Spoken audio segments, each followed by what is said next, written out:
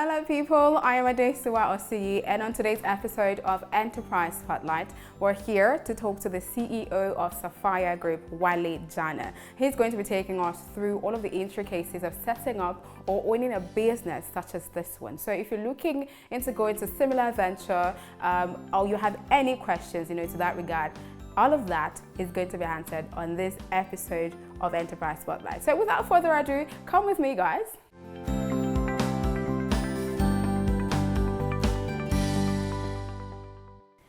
So I'm right here with the CEO of Sapphire Group, Mr. Aladejana. Welcome to Enterprise Spotlight. Thank you. How are you doing though? Like your office is really amazing. Thank you. Thank you. Okay, so let's get right into it. How has it been so far for you? Oh wow, it's been crazy. That's just a word. Okay. You see, entrepreneurship in Nigeria is like jumping from an airplane. Wow. Without a parachute. That's one way to put it. Yeah, and just then you won't crash. Okay, and just then you won't crash, you won't die. You're just going to land. You don't know how. You don't know how it's going to happen, but you just know I'm not going to die somehow. Why is it that way though? Well, because of the terrain, because businessmen and entrepreneurs in Nigeria and Africa, and then an endangered species. And now I explain that. You see, in the world of Nigeria and Africa, we're a consumer economy, right? So 80% of people are either working somewhere, or people don't understand what you are doing. So you are one of maybe 5% of producers, manufacturers in the midst of 95% of consumers. It's a two-way thing, because if you are a producer in the midst of consumers, you get to make money. But when you have challenges, everybody's looking at you weird, like they don't understand what you're doing and what you're about. So it's it could be really crazy. Okay. But we're here. Amazing. Now let's talk about your enterprise. I know you've been very open about your journey as to what it was before you started and all of that. So how did you know that this was the right business, that this was it? How did you know that part? Let's just say in the beginning, I was just following my passion. Right? In the beginning, I just knew that I loved perfumes. I didn't even know I could make good perfumes, but I drew strength from the feedback that I got. I began to get a lot of compliments. Oh my God, I love this, I love that. And and we started becoming the first of so many things. First of NAFDAQ, first to make $1 million, first to be on Fragrantica.com, first to be recognized, overseas, a lot of us. I just knew that, okay, you know what, this is where I'm supposed to be. Okay. But I know that I was having a conversation with you one time, and you said your business, that's Sapphire Scent, became $1 million company in less than 5 years. What did you do? What did you have to do to get, Sapphire? For us, it was more of, let's just start and let's see where this journey was going. I was quick to understand the importance of synergy. I was quick to understand the importance of getting as many people as possible on board. I was quick to understand the power of social media, and influencers. That really, really, really helped us. Okay, that was actually one of the things I wanted to ask you. What does having influencers do to a business, especially for a business like yours that it's already big and stuff like that? What would that do, having influencers and brand ambassadors? What does that do? Two things. The first thing it does, if you have a good product, you get lots of people interested that will begin to buy your products, and they could stay there for life. Now, the backhand of that is, when you have a challenge, they will drag you and drag your influencer along and drag everybody. So it's a two-way thing, but it has lots of benefits, because people get to see your products in their faces constantly, and it does something to people. But let's go back to, I know that you do, aside from, let me stick with Sapphire Scent, because I know you have offshoots, of all of that. Now you have Uju by Sapphire. Yes. I think I know that's what you're wearing. And then, the bracelets and the Sapphire Time, and all the apparels. Exactly. You do so much. It's amazing. But how much of all of this is done here in Nigeria? From the production to, the raw materials, how much of all of that is done here? I would say about 50%. Nothing is actually even when they tell you something is made in the US or made in China, it's not 100% those locations. And I'm explaining. For instance, they'll tell you Rolls-Royce is British. Yes. But you'll be shocked that some components are from Germany, some components are from... Even Ankara, do you know that Ankara is not actually made in Africa? Ankara is actually made in Thailand.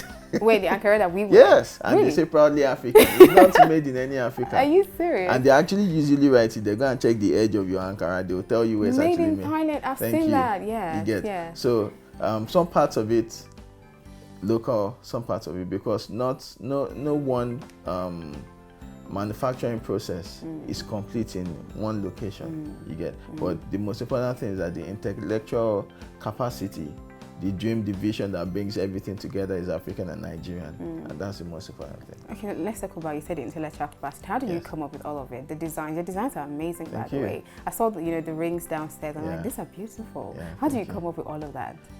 For me, I've always had an eye for good stuff. Okay.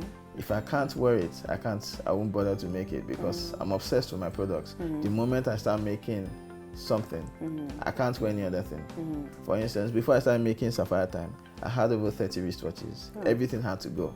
You never catch me wear any other wristwatch brand. You get, and mine. So I had to make it up to standard. I had to make it in a way that it was good enough for me to be able to wear it. So that's been, and then converting all of my passion into business. You get, if I don't enjoy it, I can't make it. That's it for me. But do you have other designers, people that probably do designs for you and all of that stuff? Yes, we started getting a couple of people involved now doing that. There's an apparel line we're working on, and we got a designer to do that, and I'm really excited about that. Okay. Yeah. All right. We're just going to go on a quick break, and when we come back, Enterprise Spotlight will continue.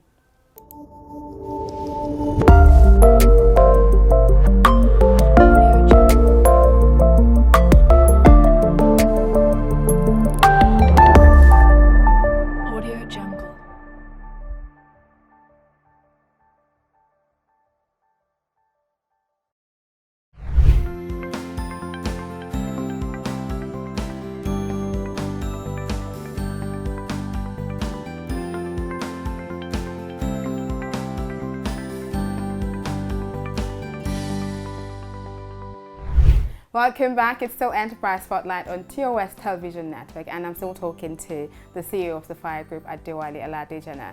Now back to you. I know Sapphire Scent was already a big brand before you decided to branch into, the Sapphire Time, the Sapphire Jewelry, and Uju by Sapphire, and all of that. Right. Why was it necessary for you to do that? Why did you not just decide to stick with what was already working for you? It's like the way you light a match. If you don't put it on something, very soon the light is going to burn out. So, and then I was reading my Bible. It said invest in 8. That's what the Bible said. And that was Solomon, the richest man that ever lived. And that made a lot of sense to me. Like, spread it around.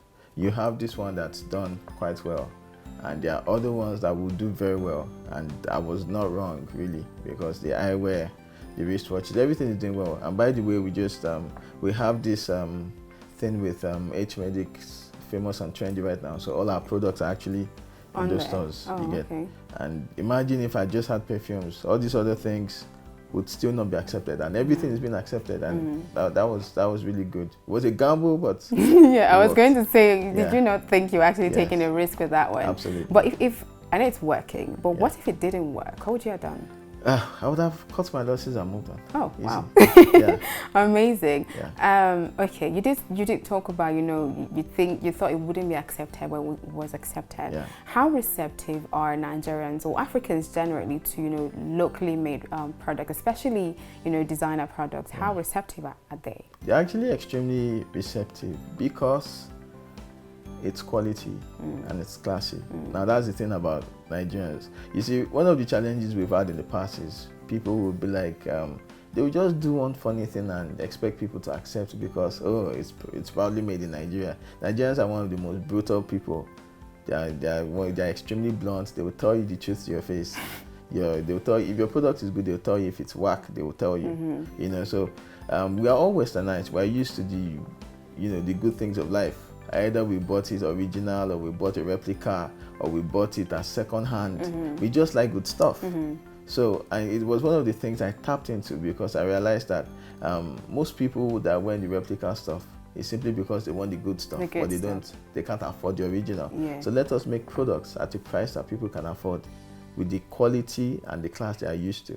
So that was the concept we tapped into, and it worked for us. So how do you manage or maintain luxury, quality and affordability, especially in a climate like Nigeria? Because I know if it's luxurious and if it's quality, it's usually very expensive. Yeah. So how do you maintain all of that? Yeah, what we started doing was to, first of all, produce in numbers, because if you produce higher numbers, then it's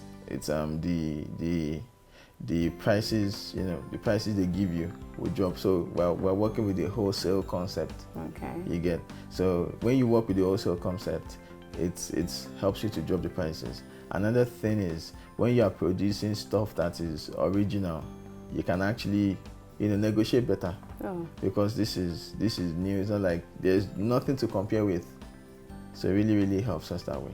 Okay, you did mention replica earlier, and I've always wondered what does having replica of your product out there, what does it do to your business? Does that affect it in any way? No, as a matter of fact, we came to compete with the replica market. Oh. Now you see, the replica market is a huge. It's over $100 million.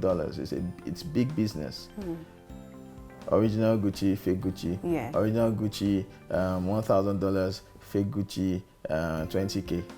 Yes. You get. Yes. Now the average Nigerian wants the original Gucci, but they can't afford it. But hey, they look at the original, they look at the fake. It looks close. Yes. Oh no, let me carry the fake. Yes. You understand?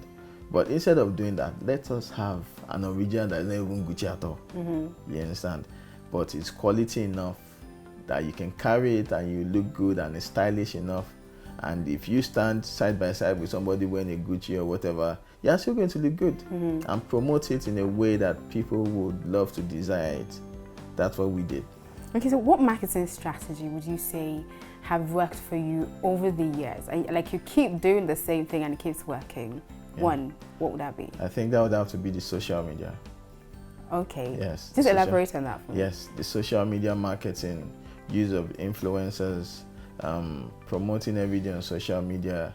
I think that's been the most profound thing we've done, because we have around 2,000 distributors. At least 90% came from the social media. Everybody that knows Sapphire mostly came from the social media. So it's a strategy that will continue to work. But I know you spend a lot every year to do, video shoots and photo shoots, contests and all of that. Why do you have to do that? Yeah, because you constantly have to be in people's faces. There's a concept of momentum. You have to keep gathering momentum. You see, the business world, the fashion world is so crazy that the moment you say, let me rest a bit, and you look back, somebody has overtaken you. So you have to keep being in people's faces. Last year was extremely challenging for us. Yeah, because of the pandemic. But we just have to do what we have to do. We have to keep being in people's faces and keep building momentum every day. Yeah, it's just like Coca-Cola. Coca-Cola is big, but you will still see Coca-Cola adverts. You still see their billboards. Exactly. You must never let people forget you. It's a terrible mistake. It's a tragic one you can never make in business.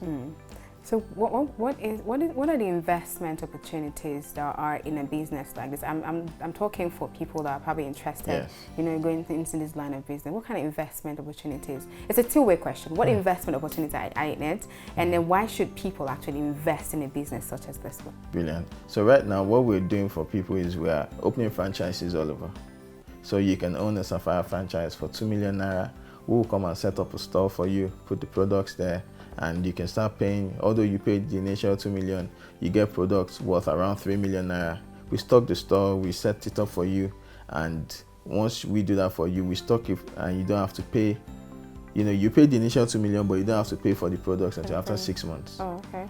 And because it's just like KFC, Cold Stone, and all of this, we are going bigger. We are going bigger every time. I mean, one of the biggest business franchises now stocks our products.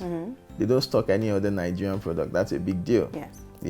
and it can only go bigger from there. Okay. So the earlier people get into this, the better for them, because there'll be a time when we'll be so big that all slots would have been taken. But have you ever had to, you know, source for investor and trying to convince people that, look, you have to invest in this business? Has there been a time like that? Between 2016 and 2019, we were actually asking people for money, and we got money, but it got us in some trouble. You know, so since 2019 we stopped that because the tenure was short. You know, then the pandemic came. You know, just a lot of challenges, and that's been sorted.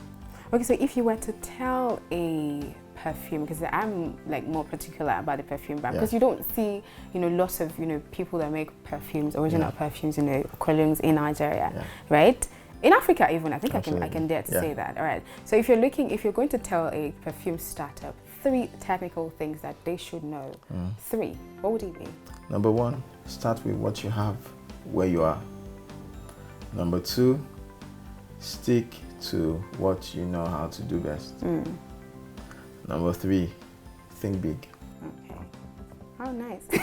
Might sound like regular, but I think it applies differently to you know, different people. But there's this one question I always ask every business person in Nigeria: what is the terrain like for you? How supportive it is of businesses such as yours? You know, the Nigerian terrain and all of that stuff, because, you know, you say we're more of a consumer country than we're a producer. So what does that terrain do? What does it do for you? It's not supportive at all. That's just the truth. It's not supportive at all. But your passion and the love that your consumers and your clients show you is what just keeps you going. You know, you're going at the airport and then you see somebody pull out any of your products, you're flashing your watches, flashing your, you know, it does something to you. You get, it doesn't let you quit because you know that you're going somewhere. But the terrain is not supportive at all. It's not supportive at all. Amazing. Off the books, what did you study at the university? Mass communication. So how did you find how did you find it? Because I know that every time I talk to business people, it's as though I studied this and I'm doing this. How did you find yourself here? Where did the synergy come from? I don't understand. Let's just say that there's a way passion just draws you to where you're supposed to be, regardless of what you went to school for and all of that. You know, so that's what happened to me. I just followed my passion. I followed my nose. And it brought you here. Amazing. Any last words before I wrap up the show? Any last word, anything you want to say before we wrap up? I just want to encourage entrepreneurs going through a very tough time that it doesn't last forever. You know, seasons change. Somebody owing a lot of money right now could be the richest man tomorrow. I mean, take Kanye West, for instance. Exactly. You know, Forbes is disputing, you know, it's just 1.8 billion. Now, this is somebody 5-6 years ago was $53 million in debt.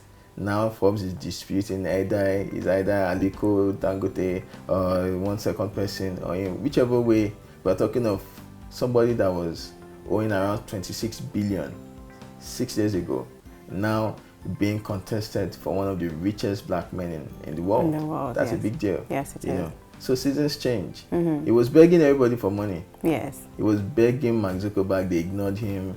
The Pizza Hut said, "Oh, come and work for us." They were just trolling him. But today, it's no longer a joke. You know. Yes. So people may laugh at your challenges, but make sure that they look back in time and realize that, oh my God, he knew what he was doing. Thank you so much for coming on the show. Thank you so much for having me. I actually came to you. So My pleasure. Thank you so much for having me. And thank you guys for watching Enterprise Spotlight on TOS TV Network. Don't forget, you can be a part of the conversation. Follow TOS TV Network on Facebook, Twitter, and Instagram, and also check out our YouTube channel, TOS TV Network on YouTube. Also, check out our website at www.tostvnetwork.com. I'm Aladejana. See you next time.